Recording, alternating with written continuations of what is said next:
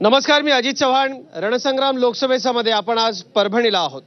संत जनाबाईंच्या पदस्पर्शाने पावन झालेली ही भूमी, मराठवाड्यातलं एक महत्त्वाचं शहर, चळवळींचं शहर असंही परभणीला संबोधलं जातं. अनेक चळवळींची ठिणगी या शहरातनं पेटते. जागृत जनता इथली आहे. या लोकसभा मतदारसंघातल्या जनतेला आपला पुढचा खासदार निवडून द्यायचा आहे. काय लोकांच्या मनामध्ये आहे? परभणी लोकसभा मतदारसंघातली कामं झालीत का? इथले रस्ते, शेतीसाठी सिंचनाचं पाणी, पिण्याचं पाणी, मोठी जी शहर आहेत मतदारसंघातली तिथली अंतर्गत सांडपाण्याची व्यवस्था, खासदारांनी रेल्वे, विमान, शिक्षण, मोठे प्रकल्प, मोठ्या एज्युकेशन संस्था यांच्या संदर्भात दिलेली आश्वासनं पूर्ण झाली का? या निवडणुकीत काय परभणीकरांना हवा आहे, या सगळ्याची चर्चा आपण करणार आहोत. आपल्याबरोबर परभणीतल्या विविध राजकीय पक्षांचे सन्माननीय कार्यकर्ते, सन्माननीय पदाधिकारी, सर्वसामान्य जनता, परभणीच्या विविध क्षेत्रामध्ये काम करणारी मंडळी, बहुसंख्येनं तरुणाई आणि त्या पक्षाचे उमेदवार आहेत. आपण या सगळ्यांचं टाळ्यांच्या कडकडाटात जोरदार मनपूर्वक स्वागत करूयात. आणि सुरुवातीला आपण पाहुण्यांची ओळख करून घेऊयात. आपले पहिले पाहुणे आहेत राष्ट्रवादी काँग्रेस पक्षाचे विधान परिषदेचे आमदार बाबाजानी दुर्राणी. राष्ट्रवादी काँग्रेस पक्षाचे ते ज्येष्ठ नेते आहेत. राष्ट्रवादी काँग्रेस पक्षाची आघाडीची भूमिका ते या ठिकाणी मांडणार आहेत. विशाल कदम आहेत, शिवसेनेचे तरुण जिल्हा प्रमुख. विशाल या ठिकाणी आपल्या पक्षाच्या, आपल्या खासदारांनी केलेली कामं आणि त्यांना का निवडून द्यायचं हे या ठिकाणी मांडणार आहेत.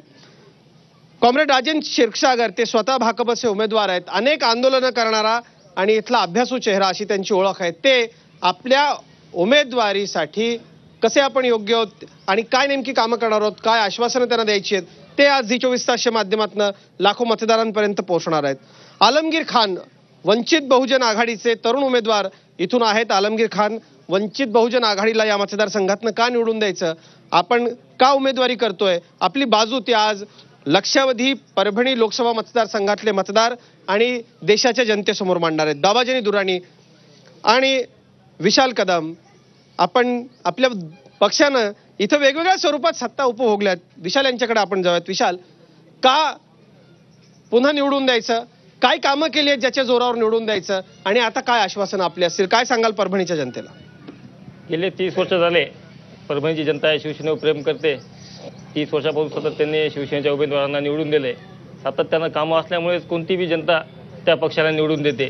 निश्चितच ह्यावेळेस सुद्धा खासदार संजय जाधव यांनी गेल्या 5 वर्षामध्ये बऱ्याचशा रोडचा बॅकलॉग असेल असे कामं केले की गंगाखेड परभणी, जिंतूर परभणी, मानवत परभणी, पूर्णा, झिरो फाटा असे बऱ्याच रस्त्याचे बॅकलॉग जो होता तो पूर्ण होत आलेला आहे. आणि शिक्षणाच्या बाबतीत सांगायचं म्हणलं तर केंद्रीय महाविद्यालयासारखा एक चांगला प्रकल्प जे सामान्य लोकांच्या मुलांना कामी येईल असा केंद्रीय माध्यमिक शाळा इथं त्यांनी मंजूर करून आणलेली आहे. पासपोर्टचा विषय असेल, पासपोर्टसुद्धा केंद्र इथं कार्यरत सुरू झालेलं आहे. अशी बरीचशी कामं त्यांनी लोकोपयोग केलेली आहेत. रेल्वे संदर्भातला प्रश्न असेल आमच्या पूर्णेचा क्रू बुकिंग लॉबीचा, तो स्थलांतरित करण्याचा काही परप्रांतीय कर्मचाऱ्यांचा डाव होता, तो त्यांनी हाणून पाडून तो वापस पूर्णेला कायमस्वरूपी ठेवला आहे. अशी बरीचशी कामं त्यांनी लोकोपयोग केलेली, त्यामुळे निश्चित वापस जनता त्यांना निवडून देईन असा आम्हाला विश्वास आहे. ठीक, सत्ताधाऱ्यांनी विश्वास व्यक्त केला आहे. बाबाजानी दुर्राणी यांच्याकडे आपण जाऊयात. का आपल्या पक्षाच्या उमेदवाराला निवडून द्यायचं? सत्ताधाऱ्यांनी जे दावे केले आहेत, ही कामं झाली आहेत, यात समाधानी आहात का? आणि आपल्याला का निवडून द्यायचं, काय सांगाल लोकांना? आता ज्यांनी सांगितलं की 30 वर्षापासून हे जिल्ह्यामध्ये शिवसेनेचा खासदार निवडून येते आणि 30 वर्षाचा जर आपण आळाखळाने हिशोब मागितला तर आपल्याला जिल्ह्यामध्ये जिल्ह्याचे जनतेच्या पदरात काही पडला नाही हे चित्र आज स्पष्ट आम्हाला दिसते. आता ह्यांनी रस्त्याचा उल्लेख केला. हे रस्त्याचे काम निर्मल ते कल्याणपर्यंत, हे जे रस्ते तुमचा शेगाव ते पंढरपूरपर्यंत, हे रस्ते पूर्वी आघाडीचे सरकारपासून मंजुरीचे आहे. टप्प्याटप्प्याने सरकार बदललं. हे सरकार बदलल्यानंतर ते काम अजून चालू आहे. 400-400, 500-500 किलोमीटरचे रस्ते आणि 3-3, 4-4 राज्यातून रस्ते जातात. हे नाही की हे खासदारामुळे हे रस्ता आला. आता कल्याणचे निर्मळ जाणारा रस्ता आहे, हे 2 राज्यातून रस्ता जाते. तर ह्याला क्रेडिट घेण्याचं तुमचं कारण नाही. आम्हाला हे सांगा, तुम्ही मेडिकल कॉलेज आणला का इथं? तुम्ही आंदोलने केले? तुम्ही कोणते शिक्षण संस्था तुम्ही खासदारांनी या जिल्ह्यामध्ये उभं केले? तरुण लोकांना नोकरीसाठी, बेरोजगारीसाठी कोणते MIDC उद्योगधंदे ह्या ठिकाणी आणले? 30 वर्ष झाले. 30 वर्षामध्ये हे तरुण हिंदू बेरोजगार झाला. हे जिल्ह्याला काही मिळालं नाही. म्हणून आमचा स्लोगन आहे की खासदार बदला, जिल्हा बदलेल. आम्हाला आशा आहे. आपण सविस्तरपणे आपली बाजू मांडली आहे. कॉम्रेड राजन, का आपल्याला निवडून द्यायचं, काय नेमकी इथली परिस्थिती आहे आणि काय महत्वाचे प्रश्न आहेत जे प्रश्न घेऊन आपण आज लाखो लोकांच्या समोर झी24 तासच्या माध्यमातून जाणार आहात? सगळ्यात पहिल्यांदा या ठिकाणी जो रस्त्याचा उल्लेख झाला, या परभणी लोकसभा मतदारसंघामधली फक्त 35% गावं हे बारमाही रस्त्यांनी त्या ठिकाणी जोडली गेलेली आहे. देशामधल्या सगळ्यात मागासलेल्या जिल्ह्यापैकी हा जिल्हा आहे. रस्ते विकासाचा अनुशेष पूर्ण करण्याकरता केंद्राचं स्पेशल पॅकेज या जिल्ह्याकरता पाहिजे, त्याशिवाय परिस्थिती बदलणार नाही. आणि दुसरी महत्त्वाची गोष्ट, ज्या रस्त्यांबद्दलच्या गोष्टी सांगतात, अहो मागच्या दिवाळीला मलाच नाव द्यावं लागलं होतं रस्त्याला, Narendra Modi bullet express highway, अशी अवस्था त्या ठिकाणी झालेली होती. दुसरा महत्त्वाचा भाग जे आहे की या परभणी जिल्ह्यामध्ये नवा रोजगार निर्मिती करता कुठलीही गोष्ट नाही. एक साधी गोष्ट आहे, नॅशनल डेअरी डेव्हलपमेंट बोर्डाच्या माध्यमातून या ठिकाणी बंद पडलेल्या मोसिकॉलमध्ये जर 500 कोटीची गुंतवणूक झाली तर सोयाबीनचं तेल काढण्याचा उद्योग सुरू होऊ शकतो, हजारो लोकांना रोजगार निर्माण होऊ शकतो. ही मागच्या निवडणुकीमध्ये या खासदार साहेबांनी आपल्या जाहीरनाम्यात गोष्ट घातली होती माझ्याच मागणीवरती. 5 वर्ष झालं त्याच्याबद्दल काही ते करू शकलेले नाहीत. एक फिजिबिलिटी रिपोर्ट सुद्धा तयार होऊ शकलेलं नाही. या देशामधल्या बेरोजगारांना नरेंद्र मोदी सरकारने फक्त दंगेखोर बनवायचं काम या ठिकाणी केलेलं आहे. आणि म्हणून मी प्रयत्न करणार आहे की भगतसिंग रोजगार गॅरंटी ऍक्ट झाला पाहिजे. जर सरकारनं रोजगार दिला नाही, नोकरी दिली नाही, तर त्याला 5,000 रुपये निर्वाह भत्ता या देशातल्या बेरोजगार तरुणांना मिळाला पाहिजे. यासाठी लोकसभेमध्ये आम्हाला प्रतिकार नोंदवायचा आहे. दुसरी महत्वाची गोष्ट जी आहे की ह्युमन डेव्हलपमेंट इंडेक्समध्ये हा सगळ्यात मागासलेल्या जिल्ह्यामधला आहे. आणि या ठिकाणी आज दुष्काळ पडलेला असताना केंद्र सरकारनं दुष्काळाची संहिता बदलून टाकलेली आहे आणि फक्त रिलायन्स सारख्या विमा कंपन्यांचा फायदा व्हावा याच्याकरता दुष्काळी संहिता बदलून टाकलेली आहे. दुर्दैवाची गोष्ट आहे की त्यांचे जे विरोधक आहेत त्यांनी विरोधी पक्षाची जबाबदारी देखील सभागृहामध्ये पार पाडली नाही. ही दुष्काळी संहिता बदललेली जी बाब आहे ती 5 सेशन्समध्ये त्याच्यावर कोणतीही चर्चा झालेली नाही. आज त्याचे चटके परभणी जिल्ह्याला भोगावे लागत आहेत. पाण्याचा प्रश्न मराठवाड्याचा पाण्याच्या वाटपाचा आणि अधिकाराचा प्रश्न आहे. माझा प्रयत्न आहे की त्रिपक्षीय करारातून नगर, नाशिक आणि मराठवाडा या त्रिपक्षीय करारातून समन्यायी पाणी वाटप या मराठवाड्याकरता झालं पाहिजे. जायकवाडी कोरडं पडतंय त्या ठिकाणी, आज दुष्काळाची परिस्थिती आहे आणि म्हणून गोदावरी लवाद हा रिओपन केला पाहिजे केंद्र सरकारच्या अखत्यारीमधला आणि त्या पाण्याचं फेर नियोजन आणि वाटप केलं पाहिजे. कॉम्रेड राजन, पुन्हा सविस्तर आपण मुद्दे मांडू शकाल? तुर्तास मी आलमगीर खान यांच्याकडे जातो. आपल्याला या ठिकाणी काय सांगायचं आहे लोकांना की वंचित बहुजन आघाडीला का निवडून द्यायचं आणि काय तुमचा अजेंडा असणार आहे, कशासाठी आपण ही निवडणूक लढवता? धन्यवाद.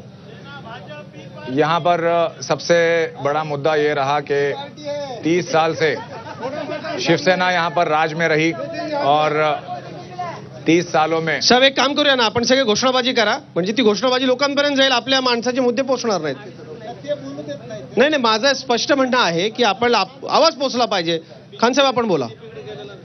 जैसा अभी सब लोग यहाँ पर जानते हैं कि पिछले 30 सालों से शिवसेना यहाँ पर सत्ता में रही है और सत्ता में रहने के बाद ये लोग ने जनता के लिए क्या काम किया और अगर से काम किया है तो यहाँ पर नजर क्यों नहीं आता, ये सारे मुद्दे हैं. और हमारा साफ सीधा एजेंडा यहाँ पर ये है कि सबको, सब सारे समुदायों को साथ लेकर यहाँ पर हमको चलना है और हिंदुस्तान को ताकतवर बनाने के लिए और हिंदुस्तान को ताकतवर बनाकर यहाँ पर हमको डेवलपमेंट करने के लिए एक प्लेटफॉर्म वंचित बहुजन आघाड़ी का जनता के सामने लेकर आए हैं.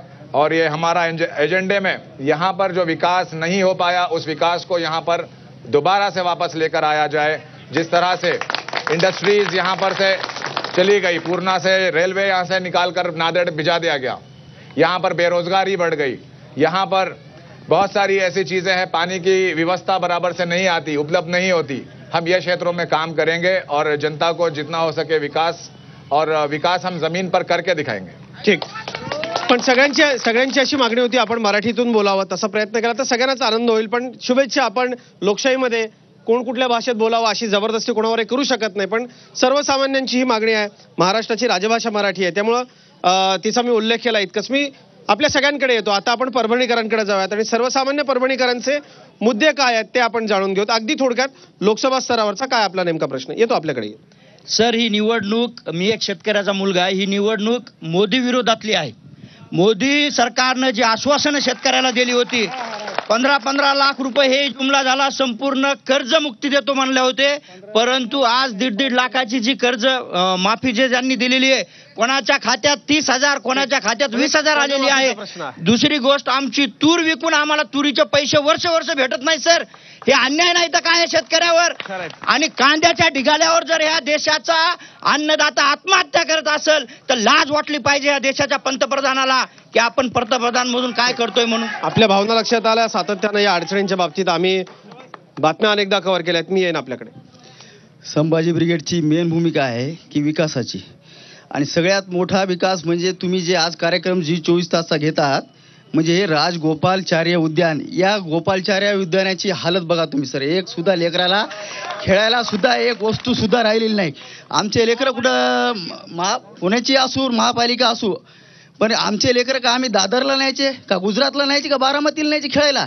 हे पहिले हे काम, हे महापालिकेचं काम असू, कोणाचं काम असू, हे आम्हाला हे कोणत्याही स्तरावरचा प्रश्न म्हणजे मेन स्तरावरचा प्रश्न आहे सर. ठीक, आपण मुद्दा मांडला, त्याचा सन्मान झाला पाहिजे.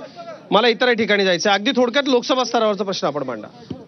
जे काही शेतकरी आहेत या देशातील, शेतकऱ्याच्या आत्महत्येचं स्पष्ट उत्तर सरकारने द्यायला पाहिजे, ही माझी मेन भूमिका आहे. शेतकरी आत्महत्येचं स्पष्ट उत्तर दिलं पाहिजे. आपल्याकडे येतो मी. येतो. सर, ह्या गव्हर्नमेंटनं असं सांगितलं होतं की चलो चले मोदी के साथ लेके छत्रपती का आशीर्वाद. तर मला डायरेक्ट असे प्रश्न विचारायचे आहेत की या गव्हर्नमेंट आल्यानंतर मराठा आरक्षण, धनगर आरक्षण आणि याला जोडून दुसरा मुद्दा म्हणजे शिव छत्रपती स्मारकाचा जे यांनी अरबी समुद्रात उद्घाटन केलं होतं आणि हिंदू मिलचं जे उद्घाटन हे बाबासाहेब आंबेडकरांच्या स्मारकाचे जे घोषणा यांनी केल्या होत्या, ह्या घोषणा होऊन आज जवळजवळ 3 वर्ष झाले. हे चारही मुद्दे, हिंदू मिल, छत्रपती शिवाजी महाराजांचं स्मारक, धनगर आरक्षण आणि मराठा आरक्षण, याला कोणताही म्हणजे हात सुद्धा लावण्यात आलेला नाही, फक्त घोषणा झालेल्या आहेत. आपण याचं उत्तर विचारू. येतो मी काका आपल्याकडे येतो. बोला. आपण उभा राहिलात तर आपण कॅमेऱ्यामध्ये दिसू शकाल. थोडक्यात काका, लोकसभा स्तरावरचा प्रश्न. UPA 1 आणि UPA 2 आमचं जे गव्हर्नमेंट होतं ते आता सध्याचं NDA गव्हर्नमेंटच्या कम्पेअर जर केलं तर आमच्या गव्हर्नमेंटचे जे निर्णय चांगले होते ते या NDA गव्हर्नमेंटचे निर्णय नाहीत. कारण काय, शेतकऱ्याच्या बाबतीत कुठलाही निर्णय या गव्हर्नमेंटचा चांगला नाही. कर्मचाऱ्याचे सुशिक्षित बेकाराचे प्रश्न सोडविले नाहीत. दुराणी साहेब आपल्या पक्षाची भूमिका मांडतील. आपण आमचे दुराणी साहेब जे नेते आहेत, समस्या एखादी आपण सांगावी. महत्वाची समस्या म्हणजे शेतकऱ्याचा कुठलाही प्रश्न या गव्हर्नमेंटनं सोडविला नाही. काकांचा मुद्दा लक्षात आला आपल्याला. शेतकऱ्याचा कुठलाही प्रश्न सोडवला नाही. अगदी थोडक्यात. 2 कोटी ज्या नोकऱ्या देणार होत्या त्या 2 कोटी नोकऱ्याचं काय झालं? आणि सध्या आपले सेनेचे विशाल कदम यांनी सांगितलं की खासदार साहेबांनी तर ऑफिस आणलं, पासपोर्टचं ऑफिस, तर समाजसेवा जे समाज संघटना आहे तिथल्या परभणीच्या, यांनी वारंवार कलेक्टरकडे निवेदन दिल्यानंतर आणि विद्यार्थी काँग्रेसनी 4 वर्षाखाली औरंगाबादला विभागीय कार्यालयावर मोर्चा काढल्यानंतर इथं ऑफिस आलेले, त्याचं श्रेय घेण्याचं कारण काही नाही सेनेनं. अगदी थोडक्यात. गव्हर्नमेंटची जी योजना आहे मुद्रा लोन, त्या मुद्रा लोन मध्ये परभणी मतदारसंघातील आता इथं अवेलेबल असले सुद्धा सांगू शकतात किती जणांना मुद्रा लोन भेटलेलं आहे. ॲव्हरेज सांगितलेलं आहे गव्हर्नमेंटनं की 20,000 फक्त एका व्यक्तीला मुद्रा लोन मध्ये भेटलेलं आहे. पूर्ण भारतामध्ये 20,000 कोणती इंडस्ट्री सुरू करायची आहे? ठीक. 20,000 कुठली इंडस्ट्री सुरू करता येईल असा प्रतिप्रश्न त्यांनी केलाय. आज मी जे या प्रतिनिधी जे शिवसेनेचे उभा राहिलेले आहेत, आज 30 वर्षापासून शिवसेना इथं परभणी जिल्ह्यामध्ये, आजपर्यंत कोण्या गरीबाचे, दलितांचे, मुस्लिमांचे, अल्पसंख्याक, शेतकरी यांना ध्यानच नाही. फक्त यांना इलेक्शनला उभा राहायचं, खान पाहिजे की बाण पाहिजे हे बेखूब बनून लोकांना जे तर आजपर्यंत 30 वर्ष शिवसेना राज करायली, पण लोकांचा प्रश्न काय सोडायला तयार. ठीक ठीक, काका म्हणतात प्रश्न सुटलेच नाही. येतो मी सगळ्यांच्याकडे येतो. संभाजी ब्रिगेडच्या माध्यमातून आम्हाला कोण्या व्यक्तीचा विरोध नाही, वैचारिक पातळीवर विरोध करणारे आम्ही माणसं आहोत. तर एक प्रश्न आहे की मराठा क्रांती मोर्चामध्ये तमाम मराठा समाजाच्या अनेक आमच्या मावळ्यावर, आमच्या तरुणावर ज्या केसेस पडल्या, त्या केसेसची जिम्मेदारी कोणाकडे जाते? ज्या झाडाला फळं असतात माणूस त्यालाच दगड मारतो. साहजिक आहे, जे प्रस्थापित आणि जे सरकारमध्ये आहेत त्यांना एक जाहीर प्रश्न की मराठा क्रांती मोर्चातील आमचे जेवढे मावळे आजही त्यांच्यावर ते केसेस, त्याचा प्रश्न काय आहे? आणि दुसरी गोष्ट की एकूण सरकारच्या आकडेवारीमध्ये एकूण 6000 मुद्रा लोनच्या फाईल अख्ख्या महाराष्ट्रामध्ये, म्हणजे जिल्ह्याला फक्त 200 फाईल. प्रश्न आपला झाला, आपण थोडा वेळ वाचूया. एक मिनिट, 200 फाईल. तर माझ्या एकट्या गावामध्ये जर 200 बेरोजगार असतील तर जिल्ह्याला 200 फाईल कशा पुरतील? आणि हे एक जे काही गाजर आहे सरकारनं दिलेलं, याच्या संदर्भात प्रस्थापित सरकारला एक प्रश्न. ठीक ठीक, थोडक्यात प्रश्न विचारावा अशी माझी विनंती. बाबाजानी साहेबांनी आत्ताच सांगितलं की मागील 30 वर्षामध्ये शिवसेनेचे खासदार या ठिकाणी निवडून आहेत, पण मला त्यांना या ठिकाणी आवर्जून सांगायचं की परभणी शहरामध्ये महानगरपालिकेमध्ये सत्ता आपली आहे, जिल्हा परिषदेमध्ये सत्ता आपली आहे.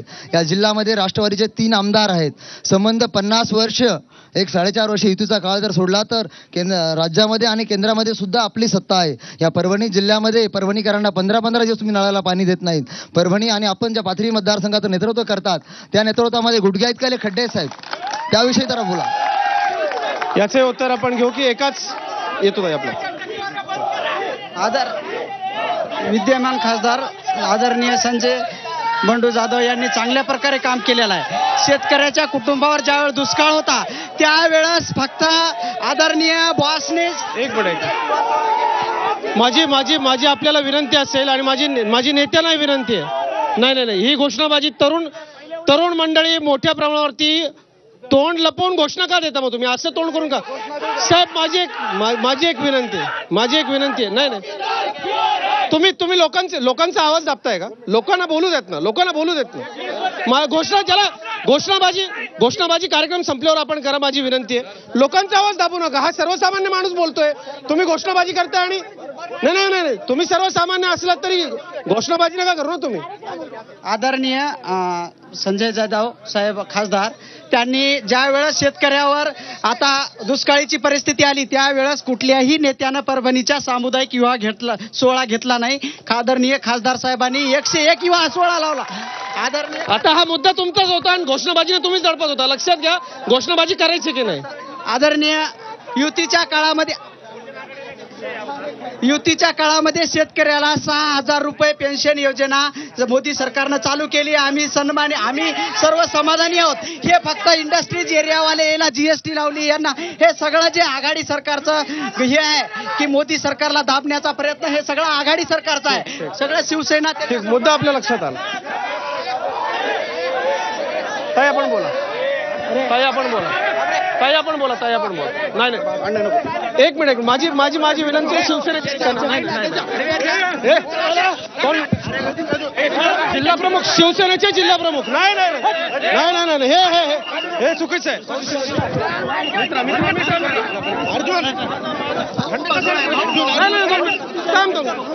या मित्राला बाजूला घ्या. 1-2 मिनिटं प्लीज. खुर्च्यांची फेकाफेकी.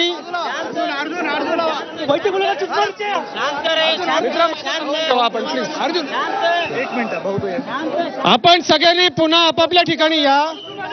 लोकशाही नाही, एक फेकाफेकी करणाऱ्यांनी इथून जायचंय. बिलकुल नाही.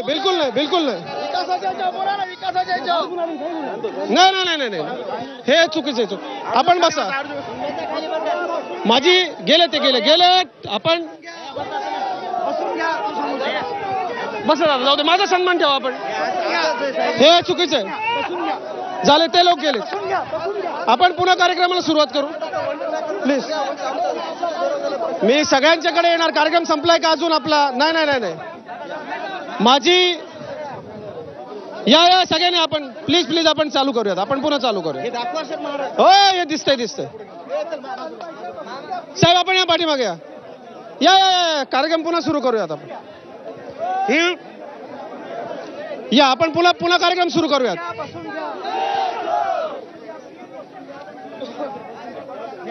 एक छोटासा ब्रेक आपण घेतोय.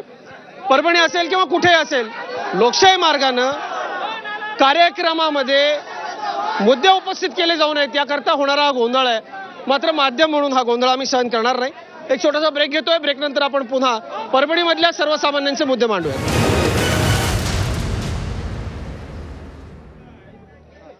परभणीमध्ये आपण आहोत. पुन्हा रणसंग्राम लोकसभेचा मध्ये सर्वसामान्य परभणीकर त्यांच्या समस्या उपस्थित करतायत. काही वंचित बहुजन आघाडीच्या कार्यकर्त्यांच्याकडे आपण जाऊयात. सर्वपक्षीय कार्यकर्त्यांची बाजू आपण जाणून घेतली. अगदी थोडक्यात का आपल्या उमेदवार तुमचे तिथे प्रतिनिधी आहेत ते बोलतील. आपण कोण मुद्दा मांडणार ते आपण ठरवा. मी आपल्याकडे येतो. अगदी थोडक्यात आमचा या ठिकाणच्या शिवसेनेला प्रश्न आहे. कालच्या 2014च्या बजेटमध्ये महिला कोटी रुपये आणि गायीसाठी 700 कोटी रुपये, म्हणजे आमच्या आईची किंमत 147 कोटी आणि तुमच्या गायीची किंमत 700 कोटी. म्हणजे जर समजा तुम्हाला गाय महत्वाची असेल, आमची माय महत्वाची नसेल, आम्ही मतदान का करायचं. आमचा दुसरा प्रश्न राष्ट्रवादीच्या उमेदवाराला आहे की ज्यावेळेस भाजपचं सरकार त्या ठिकाणी निवडून आलं 2014च्या निवडणुकीमध्ये, शरद पवार साहेब उठून सुरुवातीला घोषित करतात की आमचा भाजपला बिनशर्त पाठिंबा. म्हणजे जर तुम्ही राष्ट्रवादीवाले जर भाजपला पाठिंबा देणार असाल तर सेक्युलर मतदान आम्ही काय द्यायचं तुम्हाला. आपण उत्तरांच्या करता जाऊयात. पुन्हा मी आपल्या सगळ्यांच्याकडे येणार आहे. ताई, आपला मुद्दा मांडत असतानाच काही मंडळींनी आणि माझी एक आता या माध्यमातून संबंध देशात हा कार्यक्रम पाहिला जातोय. परभणीची संस्कृती ही नाही, पण तरुण पिढीनं लोकशाही मार्गानं आपण आपल्या समस्या आपले मुद्दे मांडू शकतो यावर विश्वास ठेवला पाहिजे आणि आपण सगळ्यांनी सहकार्य केलं. आपला मी आभारी आहे. पुढे आपण जाऊयात. ताई, अगदी थेट थोडक्यात लोकसभेच्या स्तरावरचं काय नेमका मुद्दा. एकतर अन्न सुरक्षा कायद्याची अंमलबजावणी या परभणी जिल्ह्यामध्ये अतिशय वाईट पद्धतीनं चालू आहे. मला असं वाटतं आधार कार्ड लिंक करायच्या नावाखाली रेशन स्तरावर प्रचंड मोठा भ्रष्टाचार चालू आहे आणि सर्वसामान्य माणसं, आज तुम्ही निवडणुकीच्या गोंधळात असाल परंतु सर्वसामान्य माणसांना रेशन मिळत नाही, त्याची अंमलबजावणी इथं होत नाही. दुसरा महत्त्वाचा विषय की जे मोदी सरकार मन की बातमध्ये सातत्यानं किमान वेतन देण्याची मुद्दे मांडतं परंतु प्रत्यक्षात त्याची अंमलबजावणी कुठेही नाही. आज पंतप्रधानासारखा माणूस 18 सप्टेंबरला म्हणतो की अंगणवाडी सेविकांना 1 ऑक्टोबर पासून आम्ही वाढीव मानधन देऊ आणि आज मार्च संपत आला परंतु कुठेही अंमलबजावणी होत नाही. माझ्या दृष्टीनं पंतप्रधानासारखा माणूस खोटा बोलतो आणि गोरगरिबांची थट्टा चालवतो, हे आमच्या दृष्टीनं अतिशय गंभीर गोष्ट आहे. आणि हे सगळे जे प्रश्न आहेत हे सर्वसामान्यांचे प्रश्न आहेत. इथं उपस्थित असलेली मुठभर माणसं वैयक्तिक मला काही बोलला म्हणून लोकशाही मार्गाने सुरू असलेल्या कार्यक्रमात गोंधळ आणत असतील तर ते निषेधार्ह आहे. लोकशाही मार्गाने आपण आपले सवाल उपस्थित केले पाहिजे. आपण पुन्हा जनतेकडे जाणार आहोत, पण मी आता येतो. सर्वाधिक प्रश्न साहजिकच आहे सत्ताधाऱ्यांना होतील. शिवसेनेच्या जिल्हा प्रमुखांकडे जाऊयात आपण. साहेब, काय या आक्षेपांना आपली उत्तरं आहेत? सर्वसामान्य परभणीच्या मतदारांना आपल्याला काय सांगायचं या प्रश्नांवर? साहजिक आमच्या मित्रांनी विचारले की पासपोर्ट हा त्यांच्या आंदोलनामुळे किंवा त्यांच्या मागणीमुळे आला. जनतेची मागणी असते पण पाठपुरावा करून काम करणं हे लोकप्रतिनिधीचं काम असतं. निश्चितच खासदार साहेबांना ते पाठपुरावा करून ते कामं केली. तर ताईंचं म्हणणं आहे की राशनबद्दल आता पूर्ण पारदर्शकता आलेली आहे. त्या गाड्यांना सुद्धा GPS लावलेलं आहे. ते वाटपसुद्धा व्यवस्थित सुरू आहे परभणीमध्ये. तरी राहिले प्रश्न साहेबांनी विचारले की पंतप्रधान पीक विमा योजनेमध्ये आपल्या इथं 2000 रुपये सर्व शेतकऱ्यांना भेटलेच आहेत. 6000 रुपये जे आपण पंतप्रधानांना हे सांगितलं होतं की 6000 एका शेतकऱ्याला आपण वर्षभरात देऊ, त्याचा पहिला हप्ता 2000 आलेला आहे. ज्या पद्धतीनं आपल्याला सातत्यानं प्रश्न उपस्थित केले जात आहेत ते पाहता येत्या निवडणुकीमध्ये आपल्या पक्षाची प्रमुख आश्वासनं लोकांना काय असतील? निश्चितच प्रमुख आश्वासनं आम्ही जे मेडिकल कॉलेजसाठी आंदोलन उभं केलं होतं ते मेडिकल कॉलेज आणण्याचा आम्ही मानस्थ केलेलं आहे. ते निश्चितच येईन. ते पण राहायला आमचा रेल्वेचा पुढेचा खूप मोठा प्रश्न होता. खूप आपल्या डिझेल लोकल सेटचा तो सुद्धा मार्गी लागण्याच्या मार्गावर आहे. आणि रेल्वेचं सर्वात मोठं जे हे हॉस्पिटल सुद्धा परभणी जिल्ह्यासाठी मंजूर होणार आहे. जे आपण सांगता या सगळ्या गोष्टींचा आपण पाठपुरावा कराल. दुर्राणी साहेब, प्रेक्षकातनं प्रश्न उपस्थित झाला मतदारांच्या मधनं की आपण यांच्यावरती आरोप करता, काही वर्ष सोडली तर सातत्यानं स्थानिक राज्यातल्या केंद्रातल्या सत्तेत आपण होतात, मग तो अनुशेष आपण का भरून काढला नाही? तिथं का खड्डे आहेत? आपल्या मतदारसंघात का खड्डे आहेत? पाणी का नीट येत नाही? लोकसभेच्या प्रचाराला जाताना या प्रश्नांची उत्तर आपल्याला द्यावी लागतील. कशी द्याल ती? सर्वात मोठा आपण जे प्रश्न उपस्थित केला आणि इथले प्रेक्षकाने जे प्रश्न उपस्थित केला की जायकवाडीचा धरण कोण आणला? शंकरराव चव्हाणांनी आणला. लोअर दुधनाला पैसे कोण उपलब्ध करून दिले? हे कोणाच्या काळात हे लोअर दुधना पूर्ण झाला? पवार साहेबांनी त्याचं भूमिपूजन केलं. आज लोअर दुधना पूर्ण परभणी, पाथरी, मानवत तालुक्याला पूर्ण पाणी. परभणी जिल्हा 59% हे परभणी जिल्ह्याची जमीन सिंचनाखाली. आज गोदावरीवर बॅरेजेस कोण बांधले? अजितदादा पवारांनी बांधले. हे 59% जे परभणी जिल्ह्याचं जे सिंचन आहे हे केवळ काँग्रेस राष्ट्रवादी सरकारमुळे झालेलं आहे. हे कोणी केलेलं नाही.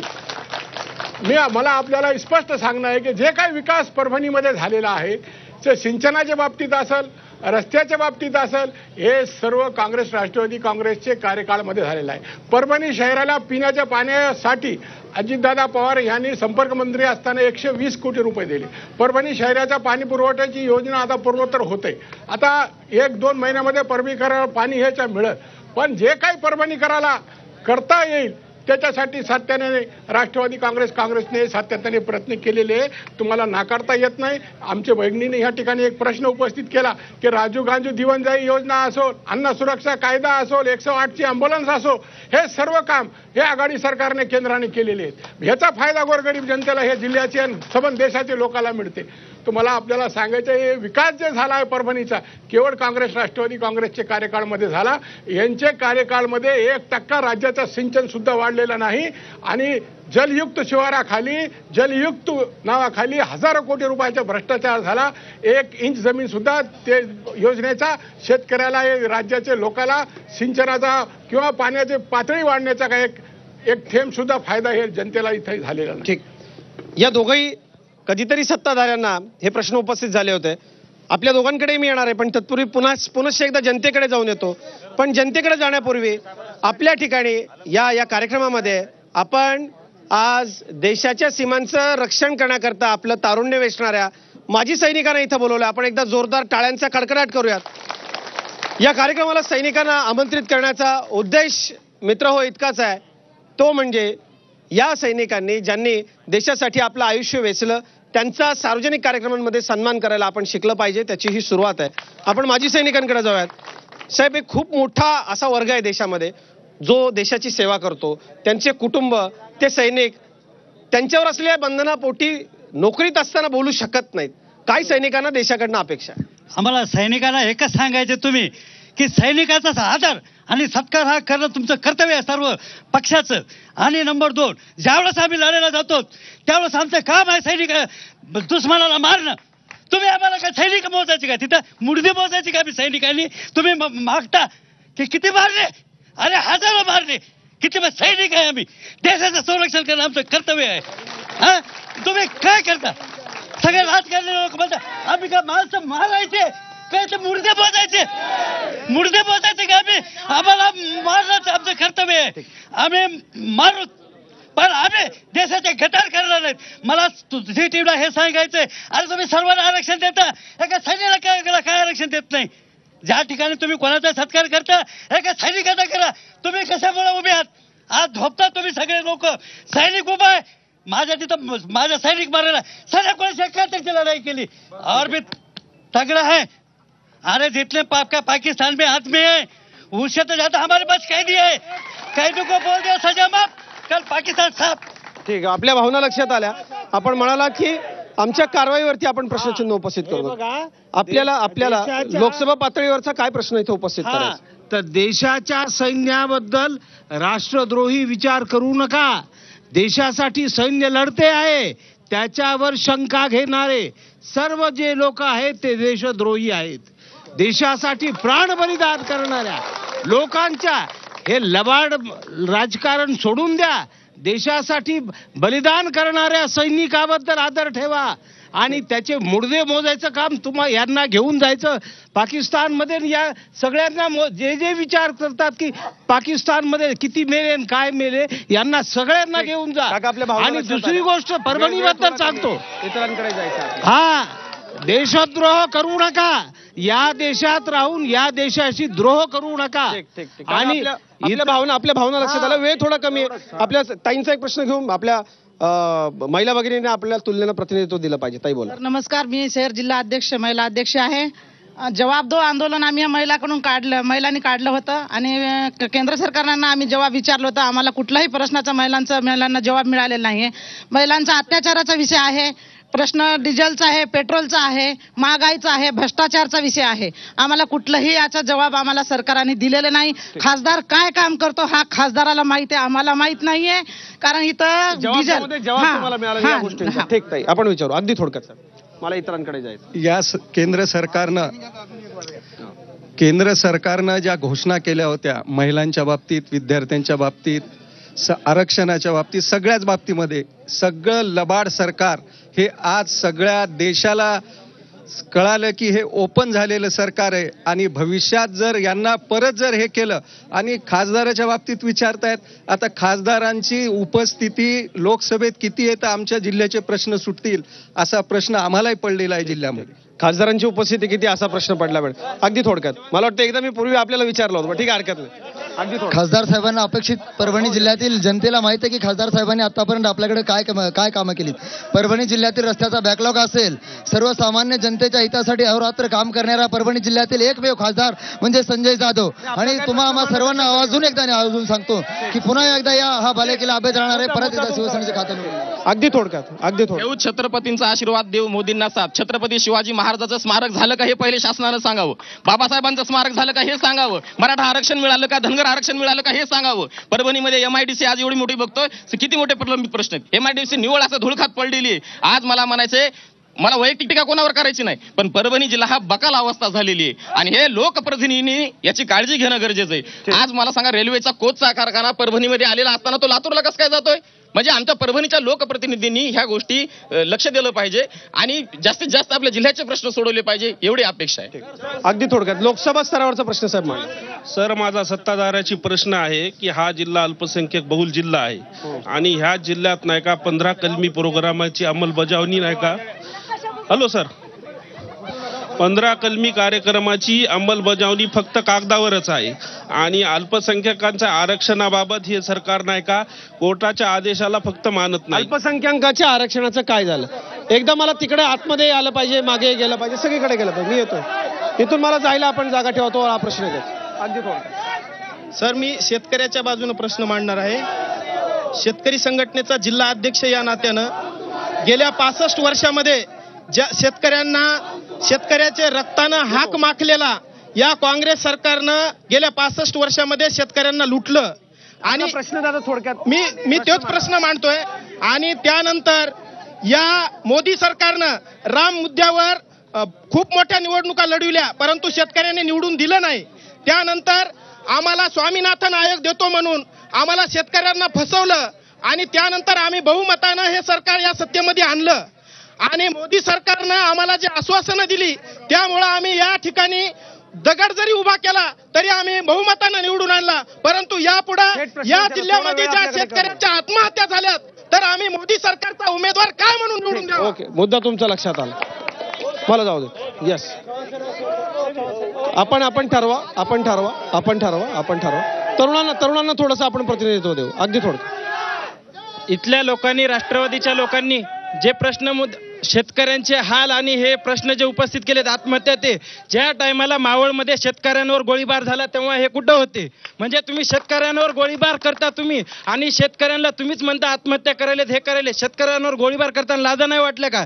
दुसरा प्रश्न क्षीरसागर साहेबाला, त्यांनी म्हणले की बाबा बीजेपीचं सरकार आल्यापासून नुसतं दंगलखोर सगळे झालेत. त्यांनी मला सांगा की एक तरी सरकार आल्यापासून दंगल कुठं झालं ते त्यांनी दाखवून द्यावं. ठीक.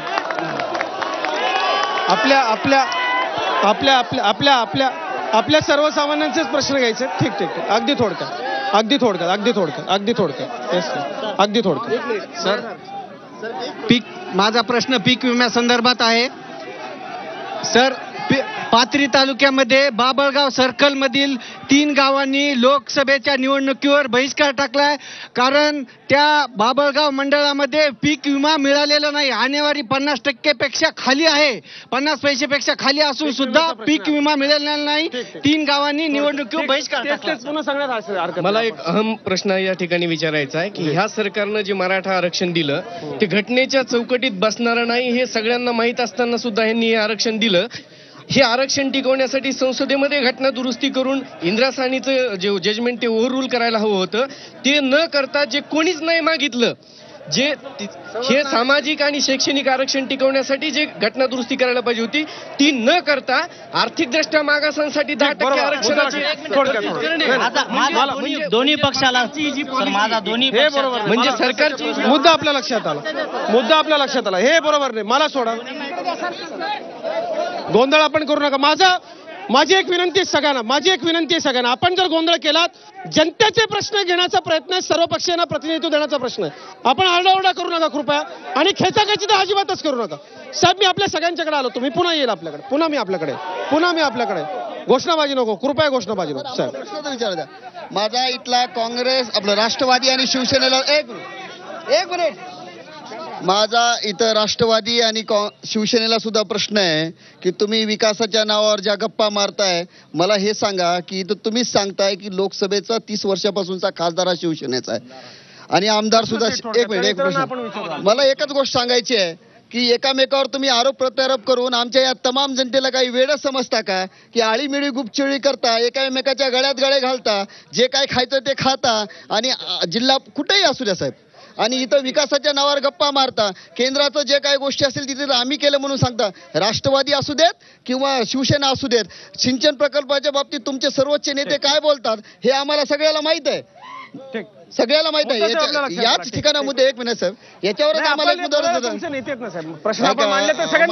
एकच म्हणायचंय. आमचा प्रश्न तर सांगा चव्हाण साहेब, प्रश्न विचार द्या. तुम्ही प्रश्न विचारत नाही, तुम्ही प्रश्न विचारताय, उत्तर घेताय का? आमदार साहेबांना, बाबाजानी दुराणी आमदार साहेबांना आमचा प्रश्न आहे की आपल्याकडे विकासाचे कामं नव्हते का, की जे प्रधानमंत्री मोदी उद्धव ठाकरे यांचा मुद्दा तुम्ही पाथरीत राम मंदिर बनवायला निघालेत. तुमची ही नौटंकी बस झाली. शिवसेनेला राष्ट्रवादीचा पाठिंबा आहे आणि ही बी टीम आहे.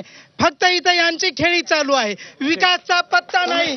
तुम्ही मुद्दे मला असं वाटतं मांडलेत. आपण उत्तराला जाऊया. माझी एक विनंती साहेब आपल्याला, आपण इतरांच्या पेक्षा वेगळं वागलो म्हणजे आपल्याला विचारतील असं नाही. आपण बोला, पण तुम्ही आपला सौजन्य ठेवून आपल्याला बोलायला देतो. मला आदरणीय आलमगीर साहेबांना विचारायचं आहे. सर, माझं गाव सनपुरी आहे. परभणीच्या कोणत्या भागाला येते जर सांगितलं तर खूप चांगलं होईल. ठीक, त्यांना आपण मुद्दे आपल्या लक्षात आले. आपण कॉम्रेड क्षीरसागर यांच्यापासून सुरुवात करूया. राजनजी, ज्या पद्धतीनं आवाज दडपला जातो, ज्या पद्धतीनं मुद्द्यांकडून लक्ष विचलित केलं जातं, जे मूळ जनतेचे मुद्दे आहेत ते विसरायला लावले जातात, जनता सहजासहजी या निवडणुकीत विसरू देईल. या निवडणुकीमध्ये शेतकऱ्यांच्या बाजूनं स्वामीनाथन कमिशनची अंमलबजावणी झाली पाहिजे. यासाठी या ठिकाणी स्वामीनाथन कमिशनची अंमलबजावणी झाल्याशिवाय या देशातल्या शेतकऱ्यांच्या आत्महत्या थांबणार नाहीत. पीक विमा योजनेची संपूर्ण पुनर्रचना करणं आणि 73,000 कोटीचा जो भ्रष्टाचार झालेला आहे, या विमा कंपन्यांनी जे शेतकऱ्याला लुटलेला आहे याचा छडा लागला पाहिजे, हा दुसरा महत्वाचा मुद्दा आहे. आणि जो प्रश्न या ठिकाणी माझ्याबद्दल उपस्थित केला, मी या ठिकाणी आपल्याला आवर्जून सांगू इच्छितो, कॉम्रेड गोविंद पानसरे यांचे खुनी सापडत नाहीत. 21 नोव्हेंबर 2003 रोजी या परभणीमध्ये मोहम्मदिया मस्जिदीमध्ये बॉम्बस्फोट झाला, त्यामधले सगळे गुन्हेगार हे निर्दोष या सरकारनं सोडलेले आहेत. मालेगाव स्फोटामधले आरोपी या सरकारनं मोकळे सोडलेले आहेत. जे दंगेखोर आहेत आणि जे दहशतवादी कारवाया करतात त्यांना मोकाट सोडायचं काम हे भाजपच्या सरकारनं केलेलं आहे, नरेंद्र मोदीच्या सरकारनं केलेलं आहे.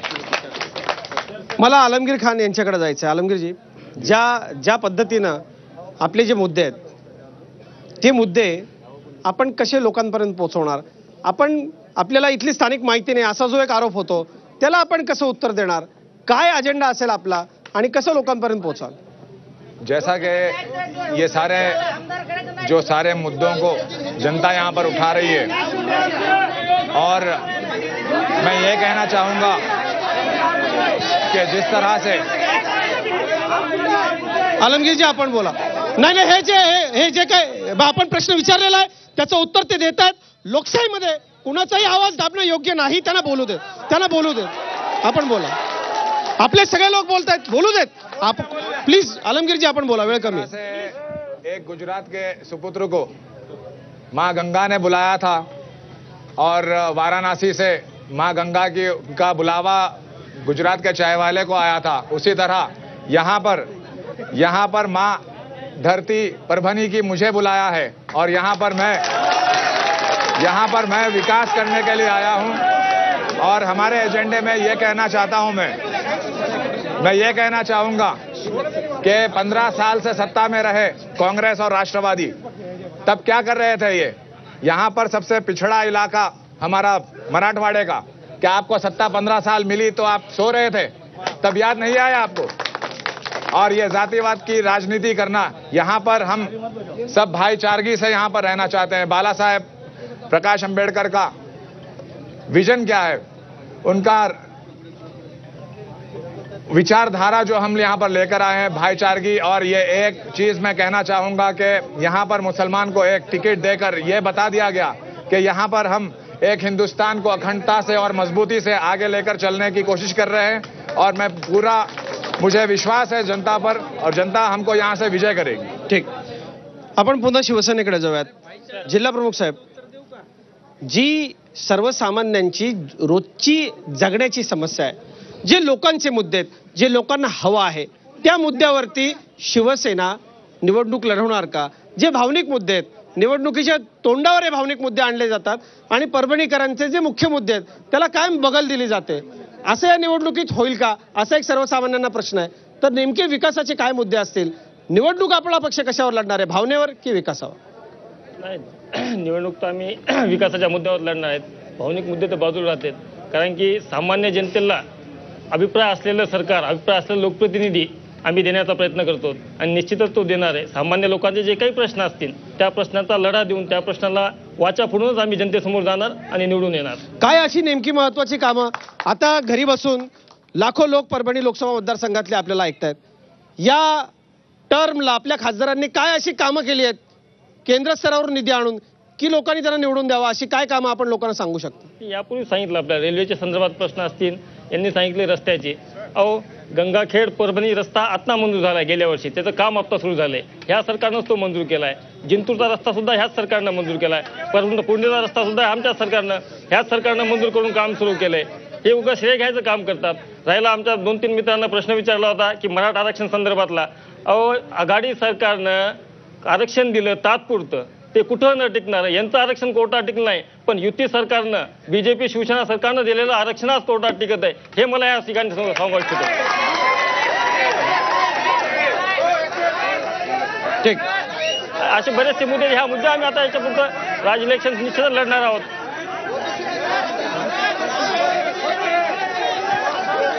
विशालजी, जे मुद्दे आता निवडणुकीच्या तोंडावर महत्वाचे आहेत, मराठा आरक्षण असेल, धनगर आरक्षण असेल, असे जे सामाजिक प्रश्न आहेत, त्या बाबतीत आपण निवडणुकीच्या तोंडावरती काय सांगाल लोकांना की हे आश्वासन आपण दिली होती ती प्रत्यक्षात कधी उतरते? मी आपल्याला तेच विचारतोय साहेब, तेच विचारतोय. दुसरं एक महत्वाचं, या आरक्षण आंदोलनाची ठिणगी या परभणीतून ते सुरू झालं होतं. गुन्हे दाखल घेण्यासाठी जे गुन्हे दाखल आहेत ते मागे घेण्याकरता काय आपण केलं, असाही त्यांनी प्रश्न विचारला होता. आपला गुन्हे उत्तर घेतोय साहेब, आपण त्याचंच उत्तर घेतोय आपण त्यांना बोलू द्यायचं.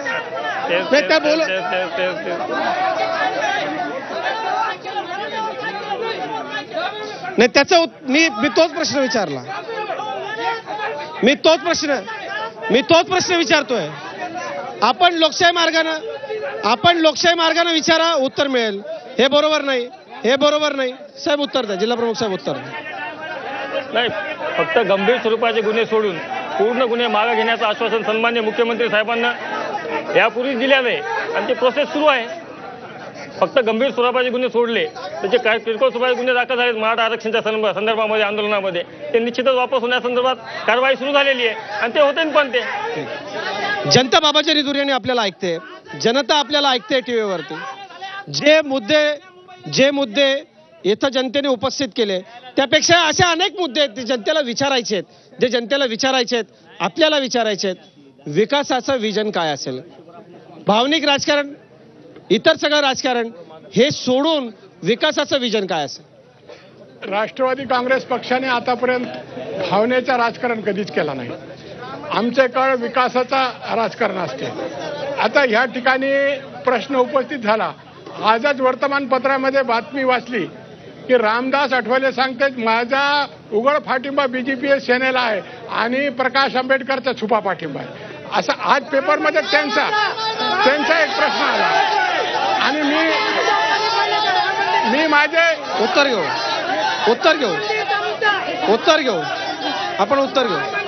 आणि ह्याने राम मंदिराचा मुद्दा उपस्थित केला. बोला, आपण बोला, ऐकता. मी माझे स्थानिक विकास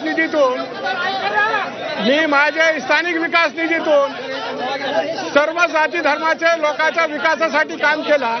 पाथरीमध्ये येऊन पहा तुम्ही, मी सर्व जाती धर्माचे लोकांच्या मंदिरासमोर सभा मंडप बांधले, माझे स्थानिक विकास निधीतून बांधले, दलितांसाठी बुद्धविहार बांधले, मुस्लिम समाजासाठी शादीखाने बांधले. सबका साथ सबका विकास पाहिजे असेल तर पाथरीमध्ये पहा, तुम्हाला तिथं चित्र दिसत. असा जातीवादाचा राजकारण आमच्या नेत्याने आधी कधी शिकवलेलं नाही.